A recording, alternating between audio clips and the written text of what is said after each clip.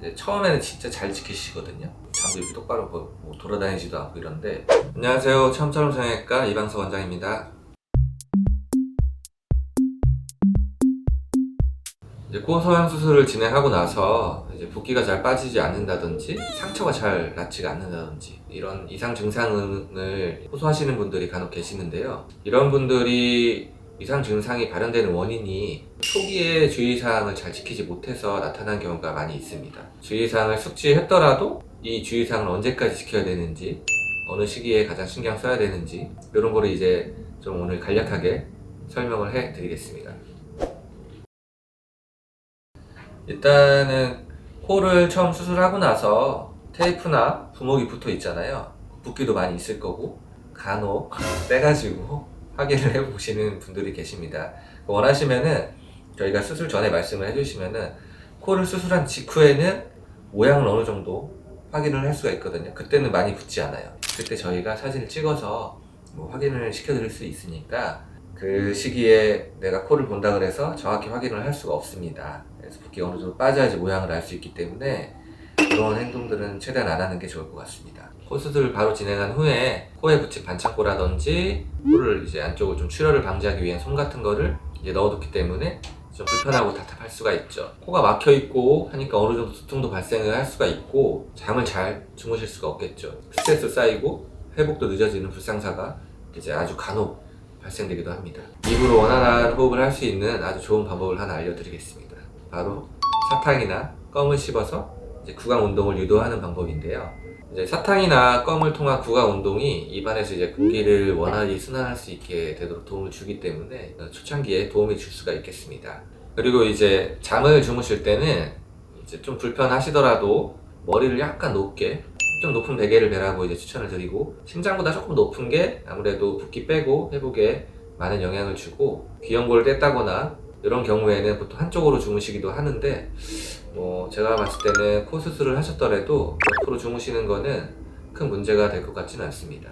가끔 이런 분들 계세요. 자기는 한 달까지 똑바로만 잤다, 코가 휠까봐. 근데 코가 휘는 거는 잠자는 걸로 발생하지는 않습니다. 코가 휜 거는 수술에 문제가 있는 거죠. 그리고 저희가 이제 수술을 한 후에 이제 유동식이나 아니면 두유, 우유 이런 거를 먹으면 더 좋기는 한데, 사실 제일 중요한 거는 잘 드시는 거거든요. 그래서 평소에 본인이 좋아하는 음식들, 너무 자극적이거나 너무 맵거나 이런 거는 조금 자제를 해주시고, 밥을 먹는 정도가 사실 코에 큰 영향을 미치는 것 같지는 않거든요. 그래서 어느 정도 좀 씹기 편하게 그런 정도로 좀 부드러운 음식들 위주로 좋아하는 거에서 찾아가지고 좀 드시면 도움이 될 것 같고, 잘 먹는 게 상처가 낫는 데는 아주 큰 도움이 됩니다. 그리고 가끔 이제 양치를 안 하시고 가그림만 하신다고 오시는 분들이 있는데, 물론 최대한 뭐 자극을 안 주면 좋기는 하겠지만은, 우리가 코 수술을 할 때 비주 안쪽을 좀 이렇게 조작을 하게 되면은 이쪽 이문 쪽이랑 거의 연결되는 부위거든요. 그래서 뭐 양치를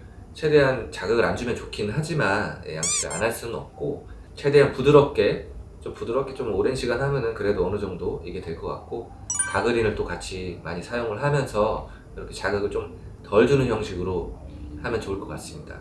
그리고 이제 수술 직후부터 초기에 2, 3일째까지는 냉찜질이 아주 많은 도움이 됩니다. 그리고 한 3일째 이후부터는 이제 온찜질이라기보다는 저는 이제 항상 말씀드리는데 미지근한 거, 따뜻하지 않아도 됩니다. 미지근한 걸로 냉찜질하고 번갈아 가면서 하면은 붓기를 빼는데 훨씬 효과가 좋습니다.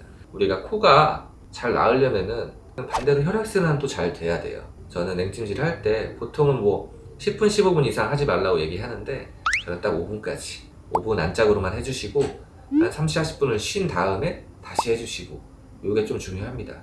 수술 일주일 후가 꽤 중요한데, 어느 정도 붓기도 빠지고 이제 실밥도 뽑고 하게 되면서 이제 처음에는 진짜 잘 지키시거든요. 잠도 이렇게 똑바로 뭐 돌아다니지도 않고 이런데, 이제 어느 정도 붓기도 빠지고 이제 화장도 빨리 하고 싶고 이런 것 때문에 실밥 뽑고 나서 문제가 생기는 분들이 가끔 있습니다. 첫 번째로는 이제 어느 정도 회복이 됐다 그래서 이제 너무 딱딱한 음식이나 질긴 음식 이런 거 드시는 분들이 있는데, 좀 참아주시는 게 코에 자극을 좀 덜 주게 될 수 있는 방법이겠고, 두 번째는 사실 이게 제일 중요하죠. 수술을 하게 되면 코도 이제 청소를 못하고 하니까 이제 코딱지도 있지만 안에 이제 피가 이제 묻어있는, 저희가 청소를 해드리긴 하는데 코 안쪽에 있는 이런 피딱지들이 계속 붙어 있는 경우가 많아요. 그런 거는 이제 우리가 세안을 하게 되면서 저절로 좀 이제 녹으면서 삼키기도 하고 뱉어지기도 하고 코로 이제 나오기도 하고 하는데, 저는 코를 풀어가지고 상처가 벌어져서 오신 분을 한 분을 봤어요. 코를 푸셨더라고요. 스스로 5일째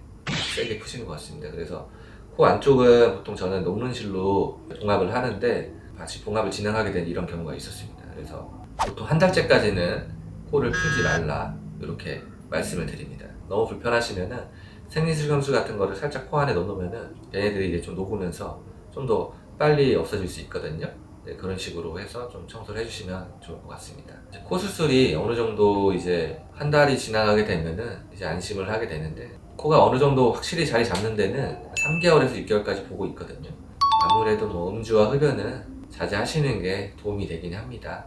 이거를 다 지키시는 분들은 사실 저 지금까지 본 적은 없는 것 같은데, 흡연 같은 걸 하게 되면은 혈관 수축이 일어나니까 혈액순환이 안 좋았을 때 염증하고 부작용이 많이 발생을 하게 됩니다. 모든 몸이 다 그렇겠지만 상처가 났는 데에는 혈액순환이 가장 중요하기 때문에 혈액순환을 좀 방해할 수 있는 그런 것들은 피해 주시는 게 코 건강에 중요할 것 같습니다.